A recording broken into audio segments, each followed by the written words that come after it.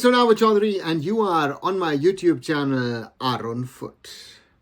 The preparations of the Indian football men's national team for their crucial qualifiers against Singapore, first away on the 9th and then at home on the 14th of October, has been hampered by the issues between the All India Football Federation and their clubs. Because, yes, as we all know, there is no Indian Super League, there is no clarity on the window.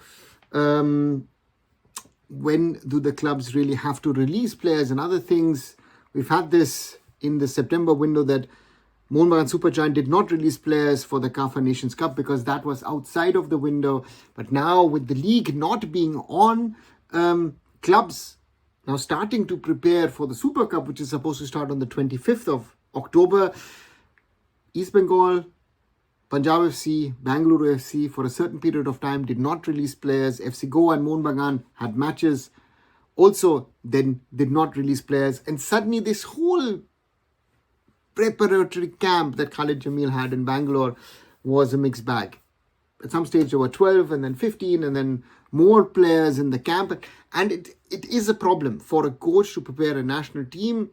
It's rather better to say, listen, you know what, let's have an intensive camp for 7 days and prepare a team while the league is on. But in our case, with the Indian Super League not being played at the moment, there is no league and some of the teams have just started pre-season, and that makes the job of Khalid Jamil quite tricky and difficult. Mohun Bagan players looks like are not really in the mix. It looks like players who could be potential starters don't seem to be there.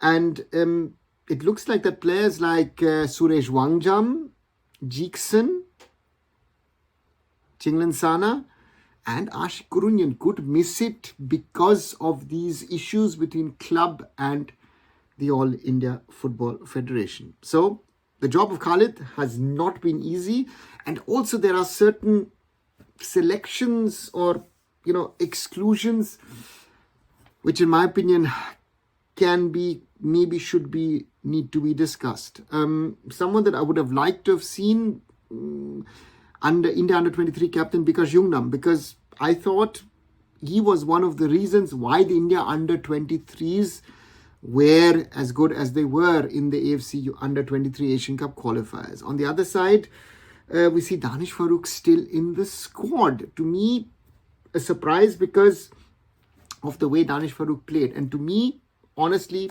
sorry Danish, with all respect, not an Indian national team player. Some of the younger ones chosen, but there are certain things which are very, very important in my opinion. Good to see Sunil Chhetri back in the mix. I think that gives us a certain level of option up front in regard to our attacking game. On the other side, Sandesh Jhingan will be back with a mask.